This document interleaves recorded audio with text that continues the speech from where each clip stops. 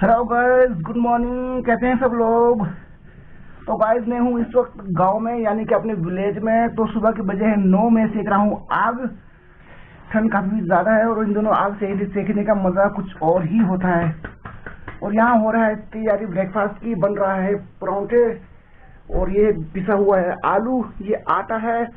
और ये सामने देखो जी, बनाया जा रहा है। हमारी अर्धांगिनी जी बना रहे हैं कुछ ना कुछ। तो गांव में इस तरह चौकड़ी मारकर बैठना कुछ ज्यादा ही दोस्तों अच्छा लगता है। शहरों में जैसे हम खड़े होकर काम करते हैं किचन में, तो गांव में नहीं, गांव में बैठा जाता है चौकड़ी मारकर, यानी आराम से इस तरह से। और अक्सर गांव में सभी की इसी तरह का मैनेजमेंट होता है दोस्तों। और ये देखा जाए तो रियल लाइफ है, इस तरह रहन सहन का मजा कुछ और ही होता है।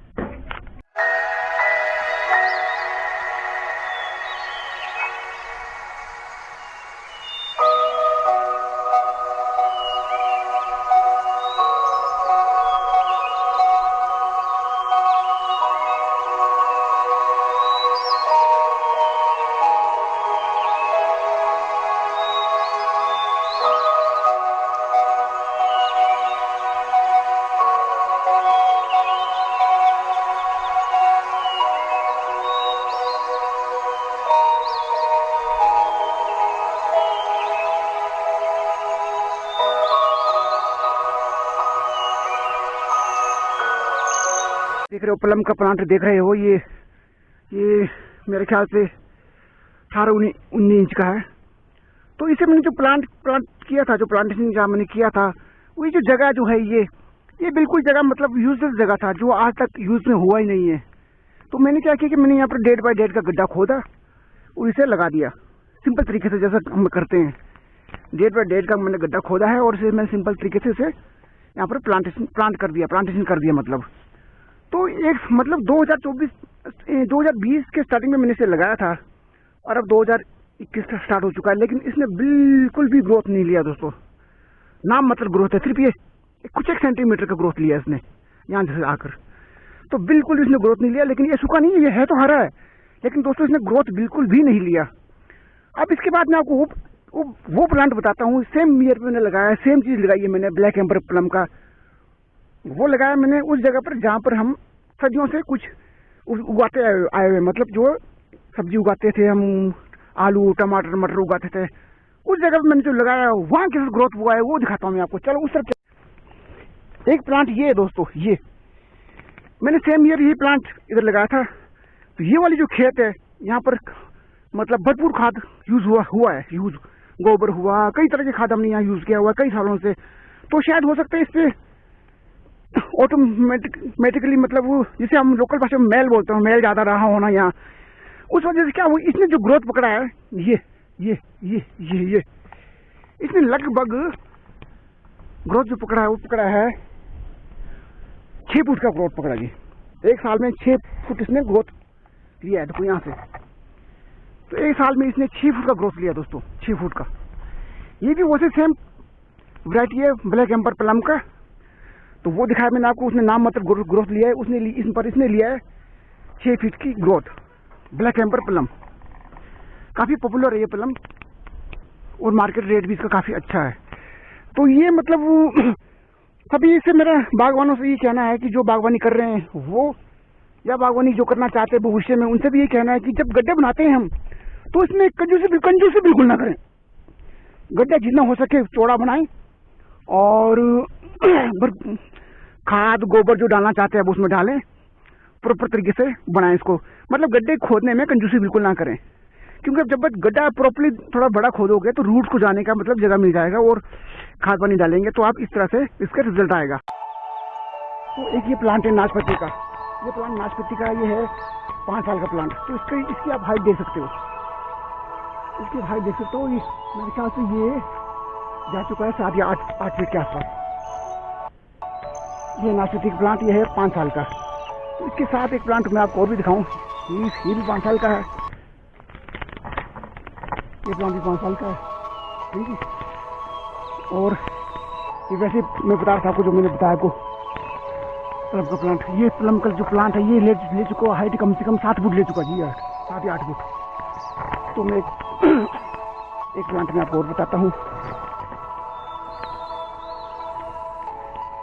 ये 4 साल का प्लांट है नाशपाती का, बिल्कुल सैंपल पे तैयार है, बिल्कुल बना हुआ ये प्लांटेशन के वक्त कि हम किस तरह से उसको गड्ढा खोदते हैं। गड्ढे खोदने में कंजूसी बिल्कुल ना करें। सारे बागवान गड्ढे को जितना हो सके चौड़ा खोदें, बड़ा खोदें और गोबर खाद भरपूर ढंग से उसमें मिक्स करें, यही प्लांटेशन करें। प्लांटेशन करते वक्त लोग ज़्यादातर लोग लेबर से काम करवाते हैं, तो लेबर जल्दबाजी में गड्ढा भर देता है, तो ऐसा बिल्कुल ना करें। जब गड्ढा भरते हो आप तो आपका साथ होना बिल्कुल कंपलसरी है लेबर के साथ साथ, क्योंकि एक बार वर्क होना है, घड़ी घड़ी नहीं होना है। तो लेबर से ना करवाएं। जब प्लांटेशन करते हो तो आप खुद साथ होना चाहिए उसके। एक एक पौधा जो है आपकी नज़र में सामने प्लांटेशन उसका हो जाना चाहिए, ना कि आप घर पे बैठे हो कब काम करा रहे हो लेबर से। लेबर कहेगा कि हाँ जी मैंने तो सारे 200-250 हज़ार पौधे लगवा दिए, और बाद में पता लग रहा हो कि प्रॉपर्टी ढंग से गड्ढा खुदा नहीं है और काम हो जाए, पुठे काम हो जाए सारे। तो ऐसा काम बिल्कुल ना करें। जब भी गड्ढा खोदते हैं आप तो गड्ढा चलो फिर से खुदवा दो, उनसे कोई बात नहीं। जब प्लांट को आप ज़मीन पर लगवाते हो तो खुद का आपका साथ होना बहुत ही कंपलसरी है। इन कामों में जल्दबाजी बिल्कुल ना करें, इन कामों में जल्दबाजी बिल्कुल ना करेगी, क्योंकि इससे आपकी भविष्य जुड़ी हुई है। अगर एक बार आपसे मिस्टेक हो गया तो आपकी कई साल बर्बाद हो सकते हैं, क्योंकि एक प्लांट को सैंपल पे आने के लिए कम से कम 3 साल लगते हैं, नहीं तो कई 7, कई 8, कई 10 साल भी ले लेते हैं। ये डिपेंड करता है आप पर कि आप किस तरह वर्क करते हैं, ट्रेनिंग और प्रूनिंग आपकी कैसी है, उस पर डिपेंड करता है ये।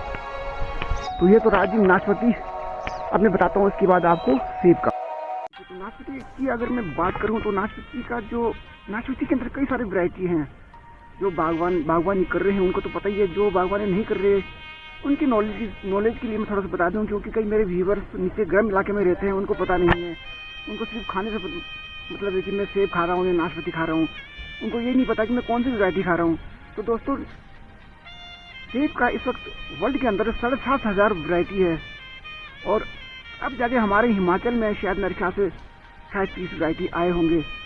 और जो बात करूँ मैं पुराने वैरायटी रॉयल और गोल्डन की, तो ये हमारे किन्नौर में काफ़ी अच्छा परफॉर्मेंस दे रहा है, मिडिल बेल्ट में भी थोड़ा सही दे रहा है। लेकिन जहाँ तक बात आती है लो बेल्ट की 6,000 फीट से नीचे, तो यहाँ रॉयल और गोल्डन की परफॉर्मेंस बिल्कुल जीरो है। तो यहाँ अगर किसी ने बागवान में अगर कोई नया प्लांटेशन लगाना चाहता हो, कोई इंटरेस्टेड हो बागवानी के लिए, तो उन्हें लगाना चाहिए जेरोमाइन और किंग रोड। ये 2 वैरायटी बहुत ही अच्छा परफॉर्मेंस देगा आपके 6,000 फीट से नीचे के लिए। जहाँ तक बात करूँ मैं पॉलिनाइजर वैरायटी की, तो गालाज की कोई भी वैरायटी लगा दो आप तो बहुत ही अच्छा ये सक्सेसफुल रेशो देगा आपको 6,000 फीट से नीचे के लिए। तो ये जो हमारा जो बेल्ट है ये एलिवेशन 6,500 का आता है, तो यहाँ तकरीबन सभी नॉर्मल चल रहा है। मैंने रॉयल और गोल्डन मैंने नहीं लगाया, क्योंकि मुझे लगा कि कहीं मैं फेल ना हो जाऊँ। बाकी सारी वैरायटी बहुत ही अच्छा चल रहा है। और नाशपाती भी जैसे मैंने बताया अभी आपको कि पेखम, कार्मेन, हाफ रेड, तुम्बा और एक आध वैरायटी और भी जो मुझे याद नहीं आ रहा हूँ, सारे बहुत से टॉप कर रहे हैं नाशपाती। सभी को पता लगे कि कौन सी चीज़ की कितनी वैरायटी होती है। थोड़ा सा आपको और घुमाता हूँ, चारों तरफ नज़ारा बगीचे का शेयर करवाता हूँ, दिखाता हूँ कि क्या कैसे मैं वर्क कर रहा हूँ। 3 दिनों दिसंबर एंड हो चुका है और जनवरी का स्टार्टिंग महीना चल रहा है। तकरीबन स्टार्टिंग में क्या बोलूँ मैं, जनवरी आज 10 है, तो मिडिल समझ लो इसको। 3 दिनों बगीचे में काम होना बहुत ही कंपलसरी होता है। साफ सफाई होना, तोलिया होना, गड्ढे खोदने, कई तरह के वर्क होता है जो इस वक्त हमें करना पड़ता है। तो वो मैं करने आया हूँ। वैसे तो मेरा जो मेरा चैनल जिस वजह से ग्रो कर रहा है वो है एप्पल्स एंड ट्रैकर, यानी कि मैं नई जगह एक्सप्लोर करवाता हूँ आपको। तो बिजी शेड्यूल पे चलते हैं, तो मैंने सोचा क्यों ना अपने व्यूअर्स को अपना जो वर्क है वो भी शो करवाऊँ कि ये एप्पल्स एंड ट्रैकर वाला हमेशा घूमता ही नहीं रहता है, वर्क भी करता है और मेहनत भी करता है। सर्दियों में हमें इस तरह का वर्क करना पड़ता है दोस्तों, बगीचे के आसपास बगीचे को साफ सुथरा रखना पड़ता है हमें। अगर हम इस तरह की झाड़ियाँ नहीं काटेंगे तो क्या होता है कि चूहे जो है हमारा काफ़ी नुकसान पहुँचाता है। वो अपना घर बना लेता है और अंदर वो जाकर वो हो सकता है जड़ को नुकसान पहुँचाए, फिर जड़े खा जाए। सुनने में आया है कि वैसे चूहे जो होते हैं पेड़ की जड़ नहीं खाते, लेकिन कहीं ना कहीं नुकसान पहुँचा सकता है। तो इस तरह हमें अपना बगीचा जो है क्लीन और क्लियर रखना पड़ता है। तो इस तरह यहाँ पर गड्ढा खोदा जा रहा है दोस्तों। इस तरह देखो मेरी मदर मिलनो और मेरी वाइफ दोनों लगी हुई गड्ढा खोदने। दोस्तों एक गांव की लेडीजें वैसे काफी हार्डवर्क होती है, वो देखने को पता लग भी रहा है, दिख भी रहा है। अदरवाइज शहर की लड़कियां इस तरह के काम नहीं करती है। अभी तो शादी गाँव से की है। हाँ वो तो है ही है। तो सचमुच गाँव की लेडीजें हार्डवर्क होती है, वो आप देख ही रहे हो। मुझे काम करना बिल्कुल दे नहीं रहे, कहते हम ही करेंगे। चलो ये भी अच्छा रहा।